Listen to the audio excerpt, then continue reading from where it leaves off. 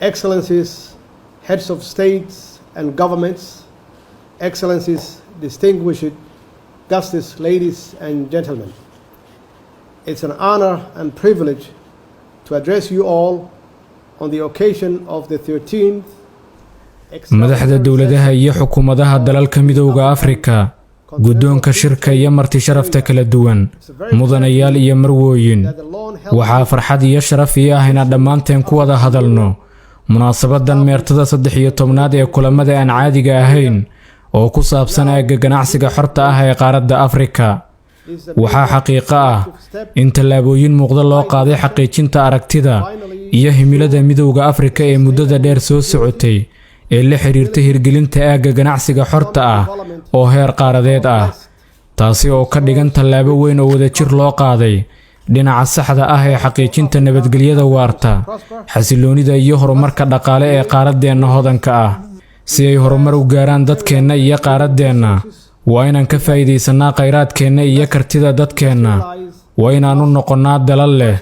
wax soo saar dhanka warshadeynta ah dhexdeennana aynu xoojinno ganacsiga iyo isku furnaanta dhaqaale waxaan u mahad celinayaa oo aan u hambalyeynayaa walaalkay Maxamed Isafuu madaxweynaha jamhuuriyadda Niger oo u ololeeyay hirgelinta aagga ganacsiga xorta ah ee qaaradda Afrika iyo hogaamintiisa geedi socodka wada xaajoodyadii ay ka qayb galeen wasiirada ganacsiga dalalka Afrika inkasta oo wada hadalladu ay ahaayeen kuwa dhammaystiran oo hawsha dhami ay ahayd mid wada tashi ah waxaa muhiim ah in la ogaado in weli ay dhiman yihiin tallaabooyin kale ka hor inta aanu gudagelin dejinta sharciyada iyo habraacyada hagaya hannaanka ganacsiga xorta ah ee qaaradda Afrika. Somalia is a signatory state to the African Continental Free Trade Area will be seeking to capitalize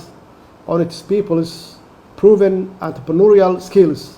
alongside our extremely strategic location. Somalia oo ka mid ah dalalka qalinka ku duugay hirgelinta aagga ganacsiga xorta ah ee qaaradda Afrika waxaa ka go'an inay ka faa'iideysato hal-abuurka ganacsi ee ay ku tilmaaman yihiin dadkeena Soomaaliyeed oo ay weheliso booska istiraatiijiga ah ee uu dhaco dalkaygu waxaan ku kalsoonahay maadaama aan leenahay xeebta ugu dheer qaaradda Afrika iyo qurba joogteena saameynta caalami ku tilmaaman in Soomaaliya ay udub dhaxaad u noqon doonto ganacsiga Afrika isdhexgalka dhaqaale iyo kobaca wax soo saarka qaaradda dawladda Soomaaliya waxa ay mudnaanta siinaysaa dib u eegidda iyo hagaajinta dhaqankeena iyo xeerarkeena ganacsi si aan ula jaan qaadno qorshaha ganacsiga xorta ah ee Afrika oo si xawaare leh ku socda waxaa muhiim ah in dhammaanteen wadamada xubnaha ka ah qaaradda la siiyo waqti iyo taageero ku aadan la falgalka qorshaha heer qaaradeed iyada oo xoogga la saarayo dhammaystirka arrimaha taagan ee diyaarinta sharciyada iyo siyaasadda la xiriirta tartanka furan dhowrista hal-abuurka iyo ganacsiga dhanka internetka iyada oo la sameynayo hannaan bangi oo ka dhaxeeya dalalka midowga Afrika kuwaasi oo wax badan ka tari doona fududeynta isdhexgalka dhaqaale maalgashi iyo ganacsi. The realization of successful implementation of free trade in Africa needs many different partnerships. Accordingly, is vital for the international and African financial institutions, including the World Bank, African Development Bank, xaqiijinta iyo hirgelinta ganacsiga xorka ah ee Afrika waxa uu u baahan yahay iskaashi xoogan iyadoo ay muhiim tahay in hay'adaha maaliyadeed ee caalamiga ah iyo kuwa Afrika sida Bangiga Adduunka iyo Bangiga Horumarinta Afrika inay xoogga saaraan isku xirka kaabayaasha dhaqaalaha iyagoo ku garab istaagaya dalalka xubnaha ka ah qorshahan farsamada iyo xirfadaha muhiimka u ah fahamka faa'iidooyinka waaweyn ee uu leeyahay ganacsiga xorta ah ee Afrika gabagabadii aagga ganacsiga xorta ah ee qaaradda Afrika waxa uu noqon doonaa fursadda ugu weyn ganacsiga xorta ah ee adduunka iyadoo ay heli doonaan suuq ka kooban 1.3 bilyan oo qof iyo fursado dhaqaale oo faa'iido leh run ahaantii tani waa guul aan ku faani karno maadaama aynu ugu dambeyn u dhaqaaqnay mideynta xuduudeena dhaqaale xaqiijinta xasiloonida horumarka iyo mustaqbalka dadkeena Soomaaliya waxaa ka go'an horumarinta ganacsiga iyo kobcinta fursadaha shaqo ee shacabkeenna si loo xoojiyo qorshaha horumarineed ee midowda Afrika ee qaarad nabad ah oo barwaaqo ah. Dhammaantiin waa mahadsantihiin. Of an integrated, peaceful and prosperous Africa. I thank you all, Excellencies. His Excellency Macky Sall, President of Republic of Senegal and incoming Chairperson of African Union, His Excellency Flex Tshisekedi, President of Democratic Republic of Congo and Chairperson of African Union, His Excellency Moussa Faki Mohammed, Chairperson of African Union Commission, Honorable Heads of State and Governments, distinguished guests, ladies and gentlemen. May I begin by expressing my sincere appreciation to the African Union and the government of Ethiopia in making this 35th ordinary session possible. Despite continued uncertainty caused by the pandemic and the risks absorbed, I also extended my gratitude for receiving my delegation and I in a manner uniquely consistent with African hospitality. Excellencies, ladies and gentlemen, I wish to welcome the Peace and Security Council report submitted by the Peace and Security Council to the Assembly of the Union. In the context whereby the threats of terrorism and violent extremism has transcended borders at an alarming pace in our continent, exacerbated further by ungoverned spaces and uncoordinated responses collectively. Somalia has been a victim of terrorism and violent extremism for over a decade. Yet, in this time frame, Somalia has developed significant experience through a lesson learned in degrading terrorist groups such as Al-Shabaab's operational capabilities in recent years, and with record low-level attacks recorded across Somalia. Al-Shabaab's squeeze in Somalia has had a ballooning effect to the rest of Africa. They have become more sophisticated, have established a complex financial network across the continent, and Al-Shabaab has registered ambitions to collaborate with other terrorist groups in Africa, including providing financing and to train them and to set up bases. Excellencies, as we have repeatedly warned, the threat of Al-Shabaab is not only a limited problem for Somalia alone, but an issue for Africa. The Peace and Security Council report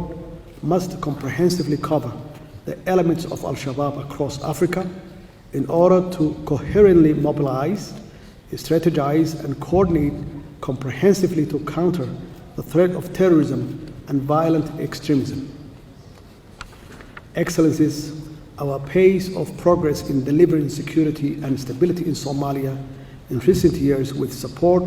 from our African brothers and sisters, whom I pay tribute to for their sacrifices and selflessness, has meant that Somalia has succeeded to build up its capacity to assume full security responsibility independently by December 2023. As the mandate of African Union mission in Somalia is set to end in March 2022, the federal government of Somalia and the African Union in January 2022 reached a decisive agreement on the parameters and strategic objectives, including but not limited to the expected mandate, the strategic end state, and exit strategy in line with the Somali-owned and Somali-led transition plan. The federal government of Somalia, jointly with the Political Affairs, Peace and Security Department of African Union, agreed on the 21st January that the new mission shall be called African Union Transition Mission in Somalia, ATMIS. Somalia with African Union shall present the documents of the new African Union Transition Mission in Somalia to the Peace and Security Council by the end of this month. In this regard, Excellencies, I welcome the communiqué adopted by the Peace and Security Council of African Union 1051's meeting in November. In this regard, Excellencies, I welcome the communiqué adopted by the Peace and Security Council of African Union's 1051's meeting in November, calling for the establishment of climate change fund and strengthening of capacities of African Union and its member states. Thank you for your attention. Thank you, Mr. Chairman. His Excellency Recep Tayyip Erdogan, His Excellency Flex Tishakeri, Chairperson of African Union, His Excellency Moussa Faki Mohammed, Chairperson of African Union Commission, distinguished Justice, Excellencies, brothers and sisters. I would like to begin by thanking the government of Turkey and its people for the exceptional hospitality accorded to me and my delegation. It's an enormous pleasure and honor to be addressing you all at the third Turkey-African Summit here in the historic and beautiful city of Istanbul in Turkey. I congratulate both the Turkish government and African Union for jointly organizing this important summit, which focuses on enhanced partnership for common development and prosperity for Turkey and ourselves, its African partner states. I want to personally recognize the visionary leadership of President Recep Tayyip Erdogan in bringing Africa to the forefront of Turkey foreign policy. Likewise, I welcome the efforts of the African Union leadership in seeking to further strengthen global multilateral ties to ensure the progress and prosperity of our continent for betterment of our people. Indeed, without enhancing partnership, common development and progress is not possible in this new age of greater interconnectivity and interdependence. Excellencies, distinguished guests, and brothers and sisters, Turkey and Africa share a historical bond of friendship built on mutual respect, trade, culture, security cooperation, and people-to-people relations. Today, we are rightfully discussing how to best build on this to create even greater opportunities for our two sides in all key areas of multilateral and bilateral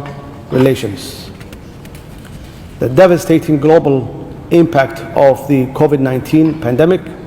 and its disproportionate effects on the African continent reminds us all of the urgent need to review and intensify all relationship and partnership that are mutually beneficial for the well-being and development of our people and countries. Without this, it will be impossible to address the unjust global disparity in accessing medical treatment and vaccines between developed and developing nations. In Somalia, we are convinced that a more just allocation of such vital resources is imperative and would go a long way in creating a more resilient and sustainable global recovery. We are certain it cannot and will not happen without an effective and innovative enhanced partnership for common development and prosperity. Excellencies, distinguished guests, and brothers and sisters, Turkey is a valuable supporter of Somalia's development. In this sense, Turkey is a true brother, ally, and friend of Somalia. As a nation, we are very sincere in our appreciation and respect for Turkey's developmental role and efforts on the ground in our country. Somalia and Turkey enjoy strong relations in all areas of common development. We have strong political, security, social, educational, economic, and business relations which we continue to build on. We are developing people-to-people relations, and cultural exchange is strengthening with increasingly more travelers between our two countries and cooperation among our diaspora groups. Additionally, Turkey is one of the major providers of educational scholarships for Somali students who are returning to positively contribute to Somali society and our sustainable national economic recovery. Furthermore, Turkish investors are working with their Somali counterparts to invest and create opportunities in many different sectors across Somalia, often living among the people and communities they working with. This is the best sign that Somalia is open and ready for other direct foreign investment from all over the world. Like the rest of the world, Somalia has been terribly affected by the COVID-19 pandemic. Turkey has supported Somalia's response to COVID-19 through its economic support to the national budget